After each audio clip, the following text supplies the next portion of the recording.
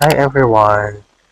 So I'm currently in Hamburg right now. I came from Frankfurt because of a business conference that I had to attend, and right now I have my vacation holidays for 2 weeks here in Hamburg, and probably will try to visit other cities around the area. And today we're going to Spijkerstadt. It's actually like a UNESCO World Heritage Site for old buildings that were built during the 1800s up to the 1900s and were particularly restored um, in Hamburg. And another one that we'll go to is the Elbphilharmonie. Um, Philharmonie. It's actually like a theater building where various plays and orchestra are being held. And those are two public tourist places that we can go into.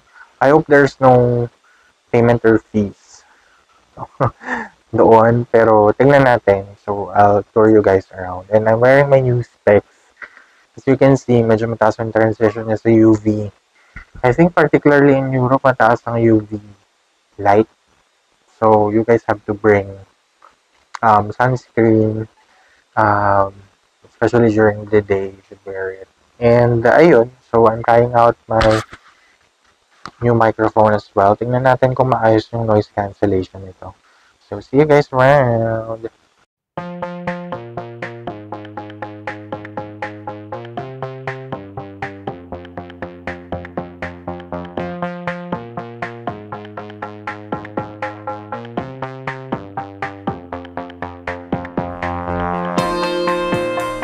Oh, ayan guys, ito na tayo sa Spijkerstadt. Ayun yung World Heritage, diba? UNESCO World Heritage. Factory. Parang warehouses daw dati. Pagawaan ng barko. Ganda. Dati daw tong factory ng mga gawaan ng barko. Ayan. Sana hindi ka malaglag. Ito daw yung UNESCO World Heritage. Ayan, so punta na muna kami dun sa pinakamagandang viewpoint ng Spijkerstadt. So technically guys, ano siya, para siyang gawaan ng mga or shipyard before. Gandara guys, so parang network ng mga kanal, tas lumang mga buildings. Ito yung mga UNESCO World Heritage sites World Heritage Site na currently pinapreserve ng government ng Hamburg. So ayan, ayun siya na guys, maulan.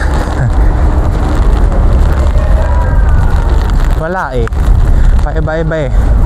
Akala namin maaraw, mahangin, maulan, gulo. Ayan, ganyan ang itsura ng buildings dito na preserve nila. Ganda no, parang 1800s pa yata to pagkakaalam ko as per Wikipedia. Fairness naman. So, ito kasi galing yung mga foreigners. Parang view deck. Pwede mag-outfit check dito. Ay, ganda. Oh, pak. Sino ka dyan? Linis oh, wala masyadong basura.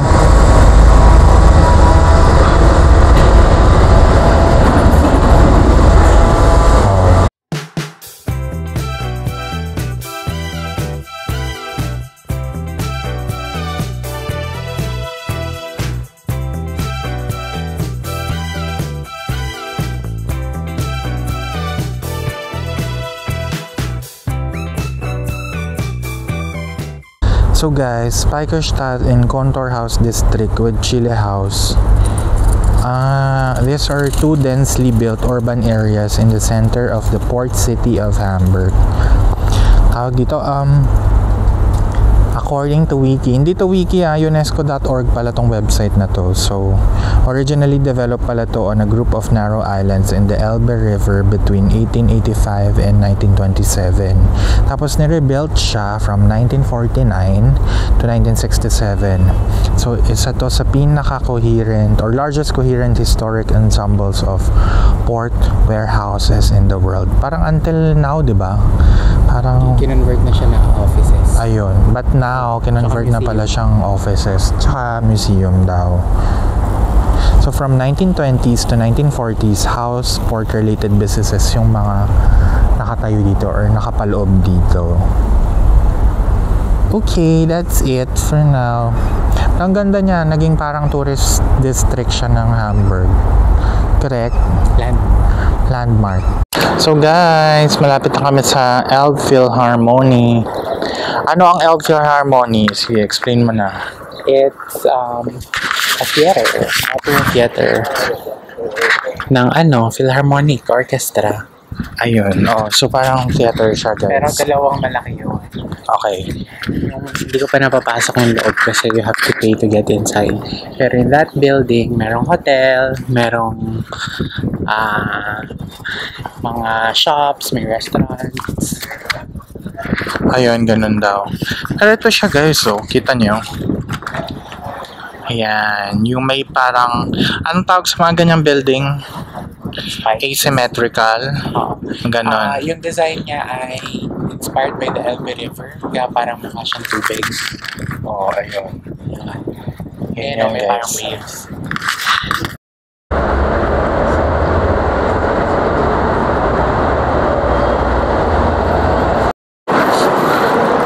Ito na tayo malapit sa Elbphilharmonie.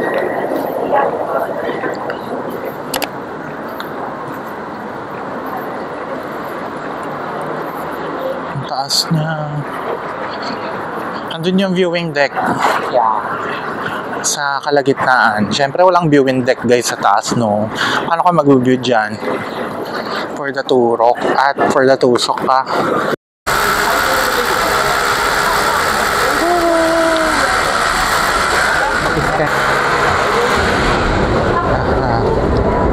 So we're gonna go up. So we're going up. Saan tayo? Saan lang kita?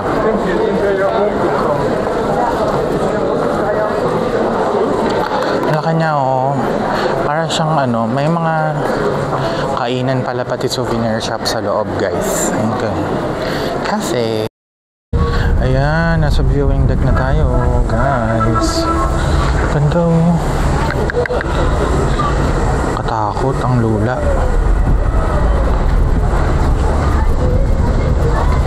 So ayan yung view, yung anong tawag dito, daungan ng barko. Ayan siya, ang ganda.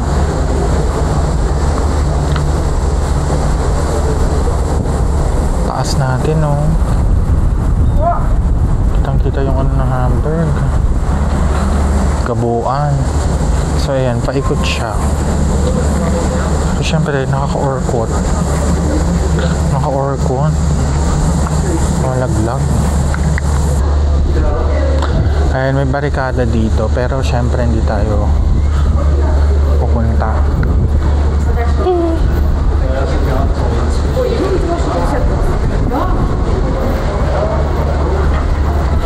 So ikutin lang natin siya.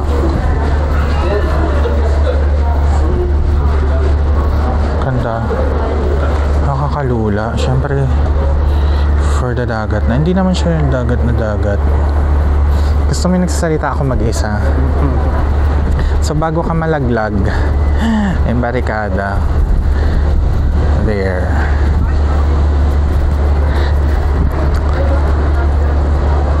Ito yata yung pinakamalaking ports sa buong Germany. Port. Ayan. Actually dito rin dumadaong yung mga seaman sa mga cruise, oil. So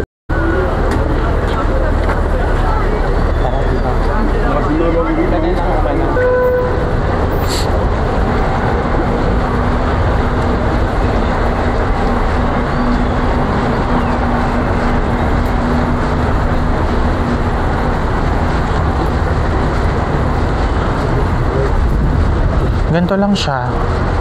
Ikot lang. Push na.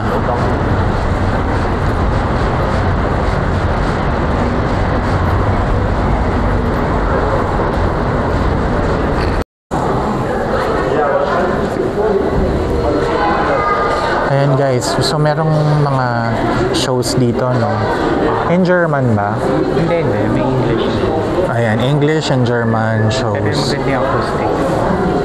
Acoustics. May Lion King ba dito? Parang may nakita kong Lion Pero King. hindi dito sa I see. So, all in one siya. May hotel, restaurant. may restaurant, may cafes, and yung viewing deck around the area. So, yun. Ang galing, oh. Pwede mo siyang ma-explore. Kung anong laman ng mga floors. You can hear it here. Parang stethoscope. Oh, may COVID yan, ah.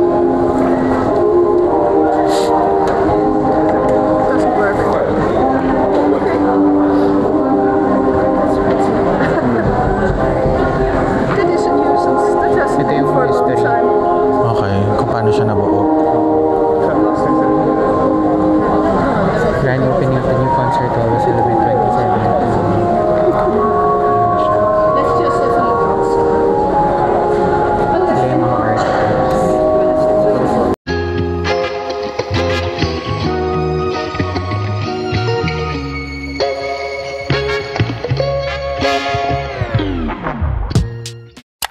Hi guys, good morning.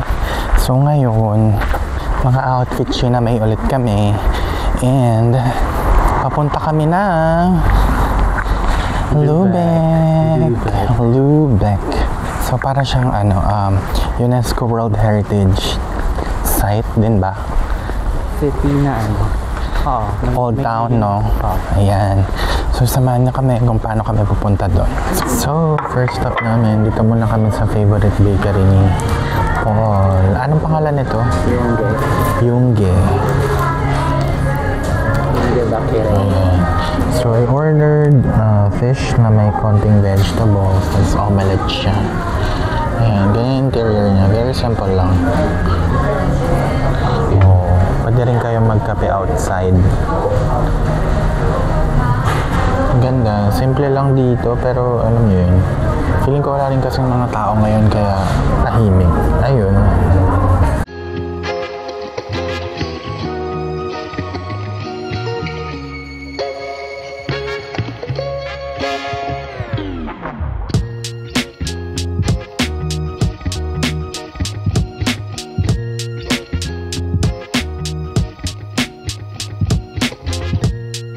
So, dapat guys, alam niyo kung saan kayo pupunta kasi hindi siya kagaya ng MRT, LRT.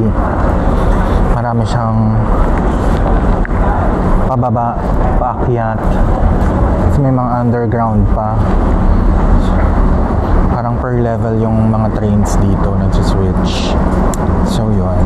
Kagaya nito, sa ilalim siya ng another ng another platform. Ayun o, may mga dito. May mapa naman nung mga pupuntahan ng station. Or I think much better kung mag-download kayo ng HVV app, no? HVV app, yung mga regional train na application, pati yung Deutsche Bahn na app. Pwede kasi kayo bumili doon direkta ng ticket, tsaka matatrace nyo kung anong oras yung dating, tsaka yung departure, arrival ng tram, bus, train, etc. So yun, very convenient naman siya.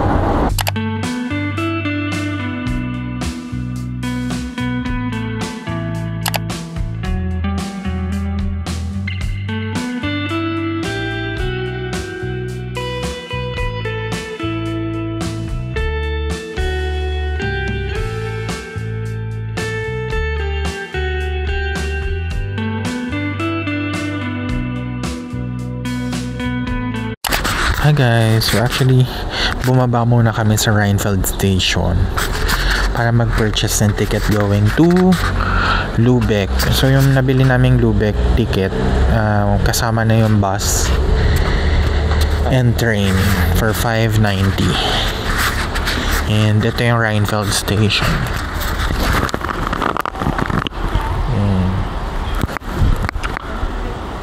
Very quiet, walang tao actually. So yung next station is around 1:11. So guys, pag bibili kayo ng ticket, ganito.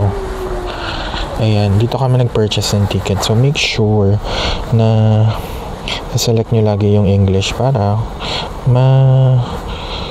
translate. Tapos yung pupuntahan nyo. For example, Lubeck. There. Ayan, via bus plus van, tapos plus bus. Ayan, select nyo lang. Tapos lalabas yung ticket dito. Search nyo lang dito. Ganun lang. Super easy.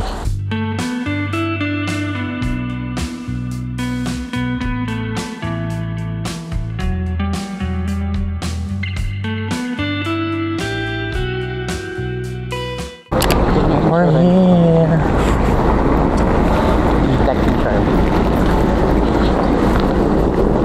Guys, nandito na kami sa Lubeck.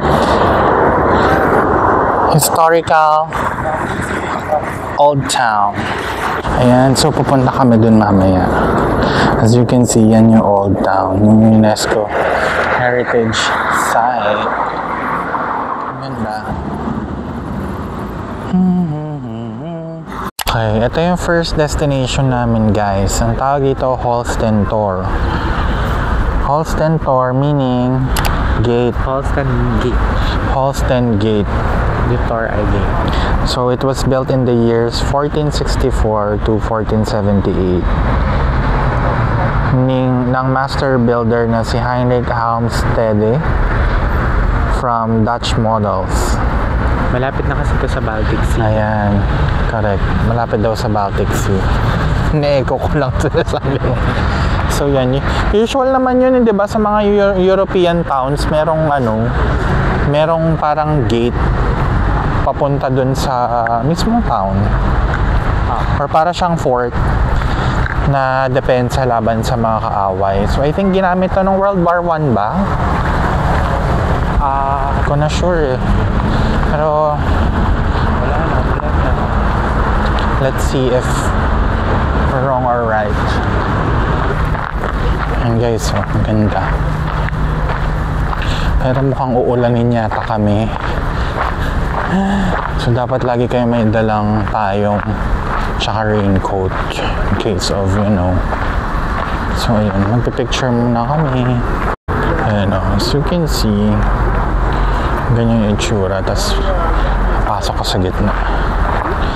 Ganito usually yung mga parang fort sa mga European castles or bago ka mag-enter sa town.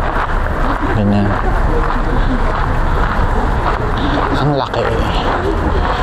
So I think may museum yata sa loob. So according dito sa building, ginawa daw ng 1477. Ganyan. So imagine 1400s pa tong site na to for establishment.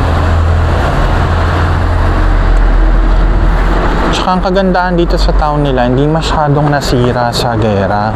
Kasi nga, isa to sa mga fort sa north. So, ang ganda pa rin yung pagkaka-restore. Ayan. Ganda.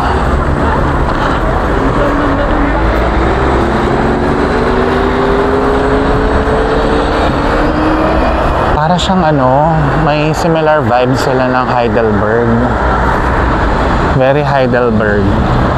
Yung may old town, tapos merong mga church. Ganyan.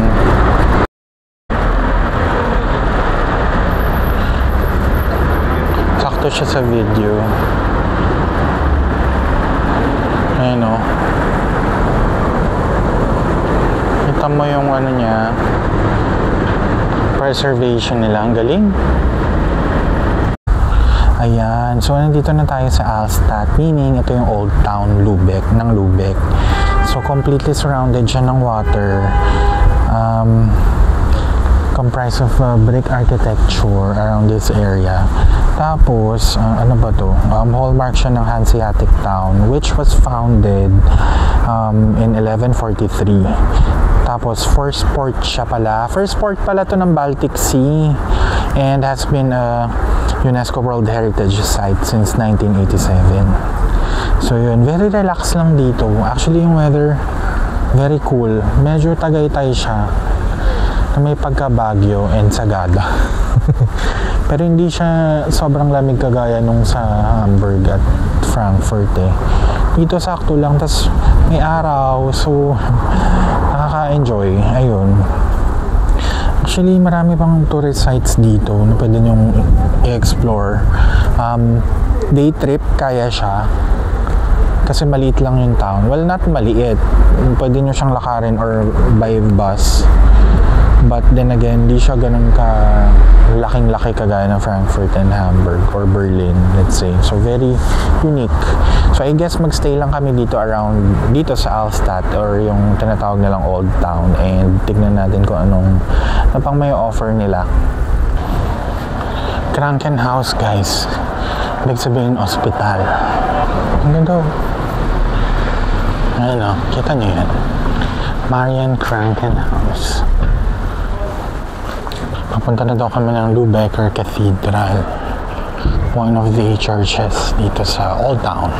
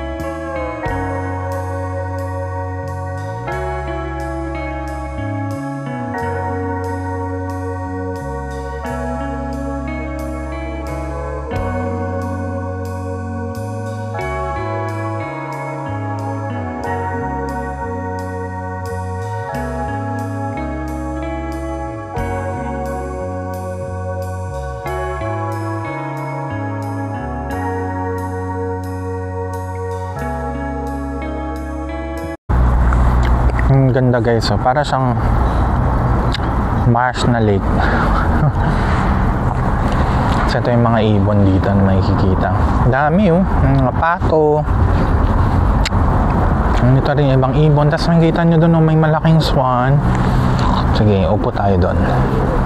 Hindi sila takot sa tao guys. Ayun oh.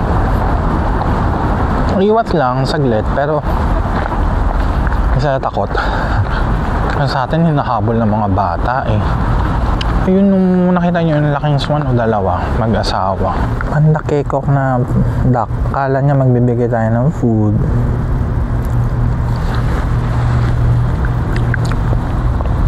Tapos na lunch nila.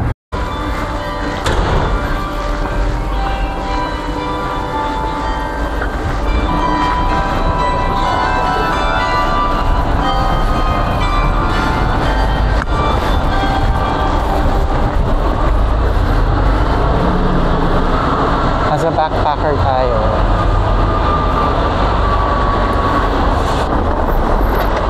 Grabe, ang bilis naman.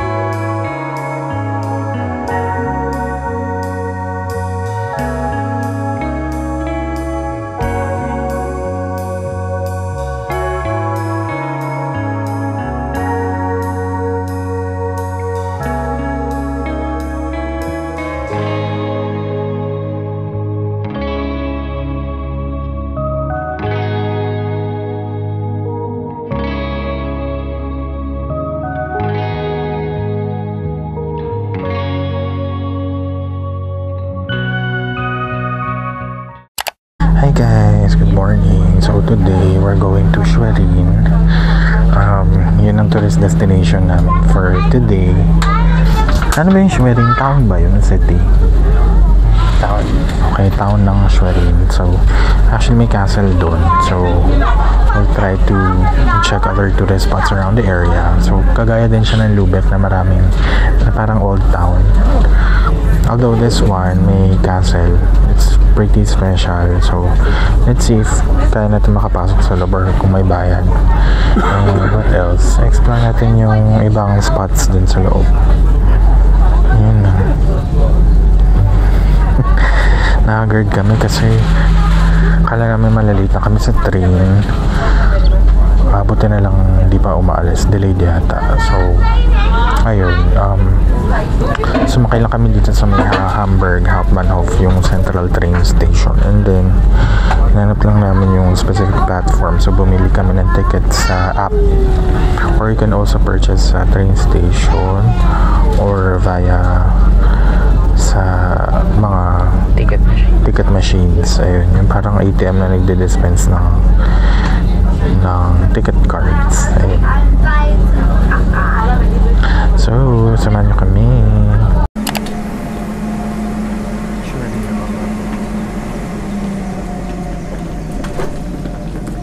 Ayan, hi mga ten, dito na kami sa Schwerin Mitte. Ito yung station na malapit dun sa castle, tsaka sa ibang tourist spot. So dito na kami bumaba instead dun sa Hauptbahnhof.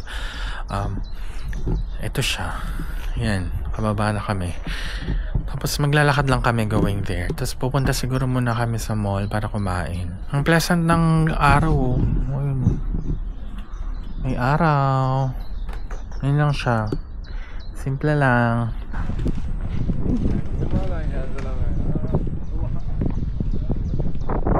Punta na kami sa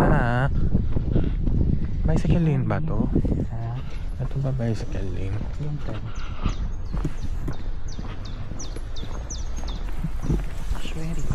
Power to the people on our way.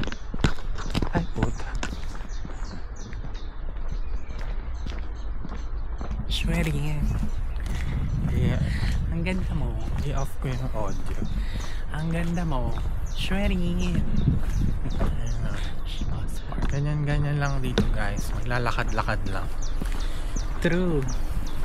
Lakad-lakad. Ang baho ng tae. May tae na. Hindi na sila nag-ano dito.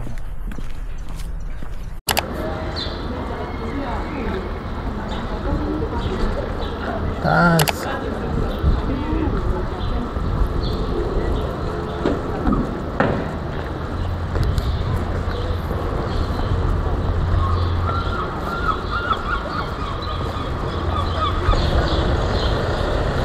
MRT.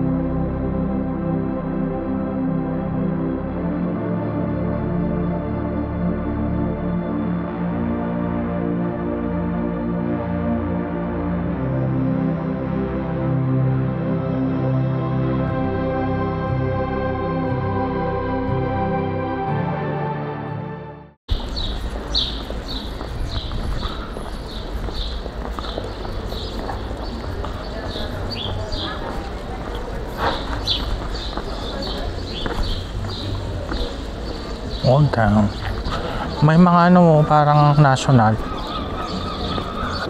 Rathaus.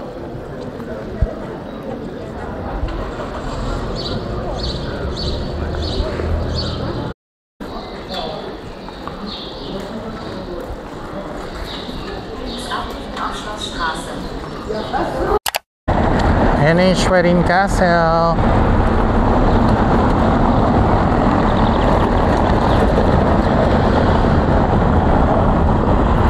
Guys, nandito na ako sa Schwerin Castle. Ganda niya oh, parang Disney Castle.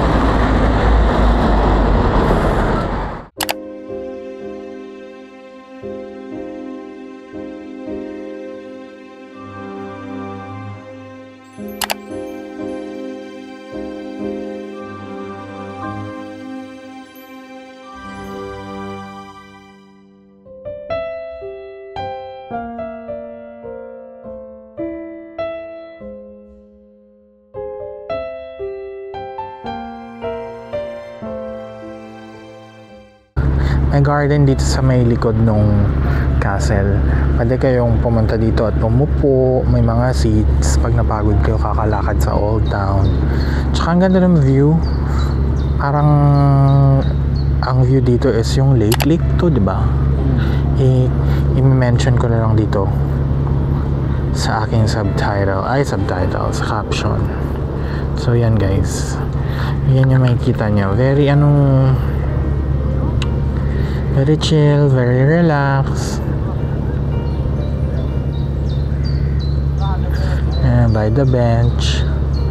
Ganyan lang. So kung trip niyo yung mga ganitong adventure, puro lakad, nature, trekking, yun. Pero for me, okay naman. Kapagod lang. Ganda ng mga flowers nila. Diba?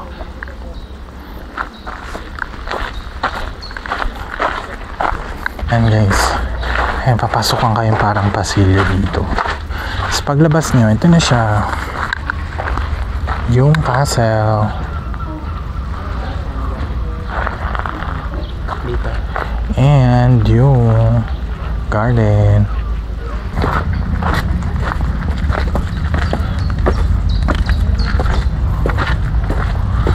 So, aakyat kami.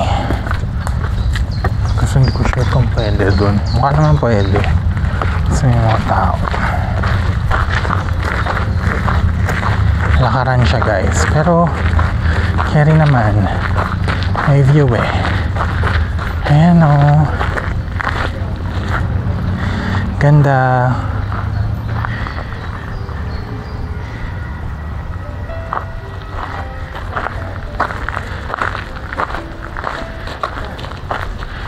Ganda ng castle.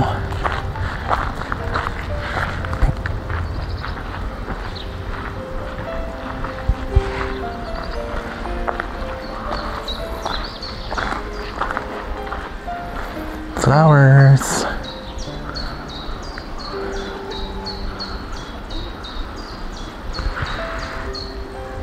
Yan guys. I think ngayon kasi parang bawal yata pumasok sa loob ng castle.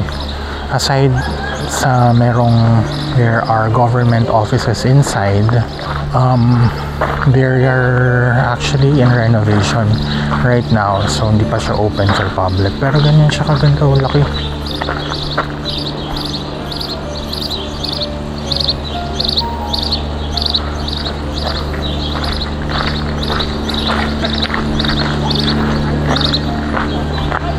Tapos ito yung lake or body of water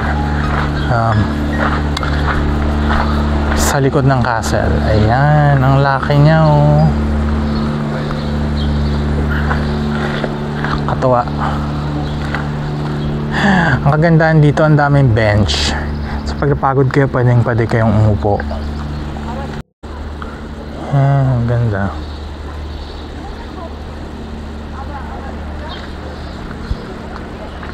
Castle.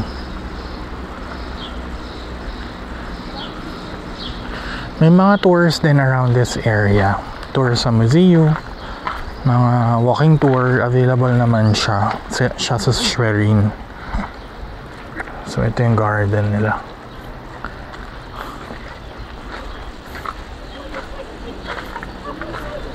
pack. Oh, for the Alice in Wonderland. Fountain. Tapos, kakabit niya yung garden sa baba.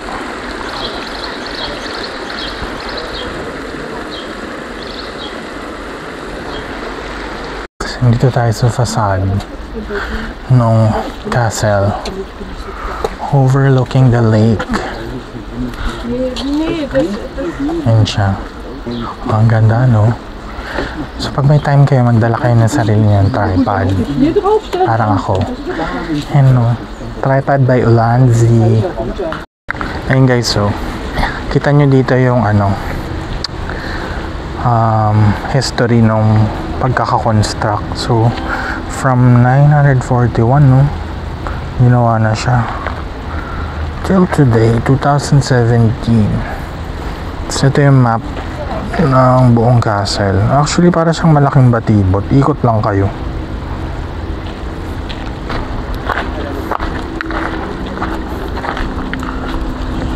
Yung laking aso.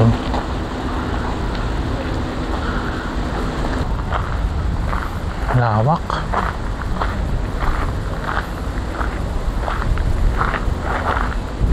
Ganda dito guys. So tingnan nyo, para siyang isang malaking garden. Well, garden naman talaga. Reminds me of Schönbrunn. Pero kasi last time nag-Schönbrunn tayo, winter, so, or Taglagas, so walang mga down. Ito, ganda niya, oh. Parang nasa fairy tale.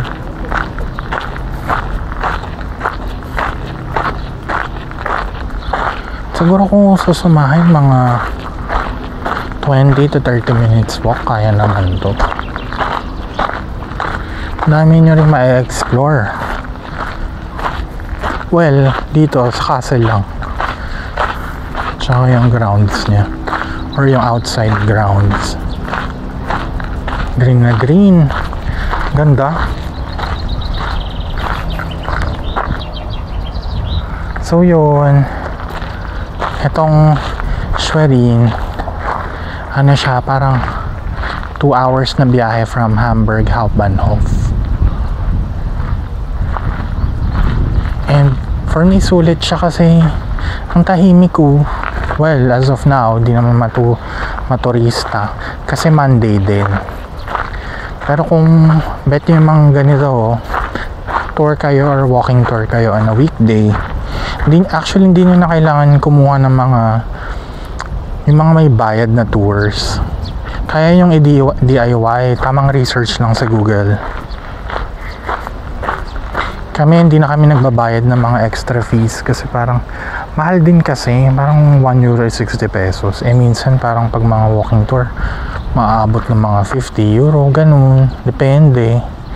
So kung gusto niyo masulit, lakad-lakad lang, hindi niyo naman kailangan pumasok sa loob, or kayo, depende rin sa inyo. May mga museum na medyo mura-mura, 10 to 20 or 50, so it really varies.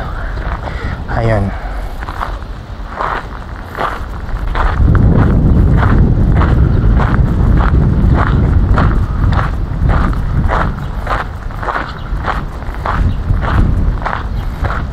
Ayan guys, so andito na ako sa loob. May daanan na parang Hardy ni Maria yung vibe. Tingnan nyo.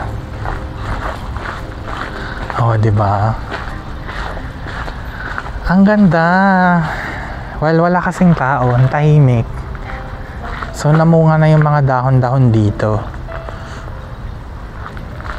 Parang another viewpoint from the castle.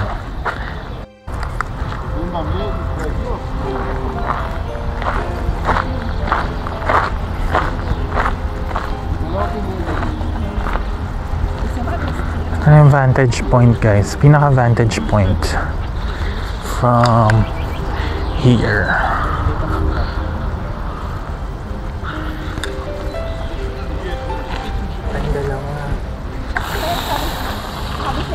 Naka-video. Yun na. Hi guys, so this concludes our trip to Schwerin. Actually, lumipat lang talaga kami around the castle. Pero ang ganda nito ha, magandang exercise tsaka magandang destination siya kasi sobrang chill lang ng vibe. Hindi siya masyadong tao. Well, planuhin nyo na hindi weekday. Ay, na hindi weekend, weekday. So ayun, hanap kami ng milk tea kasi may nakita kami milk tea sa mall. So I guess after that, diretso na kami going back sa Hamburg, Hauptbahnhof. See you! Hi guys! It's my last day in Germany. In Hamburg pala. So pupunta kami ng Rathaus ngayon. Tapos kain muna ng brunch, tas muni-muni. For the babay na.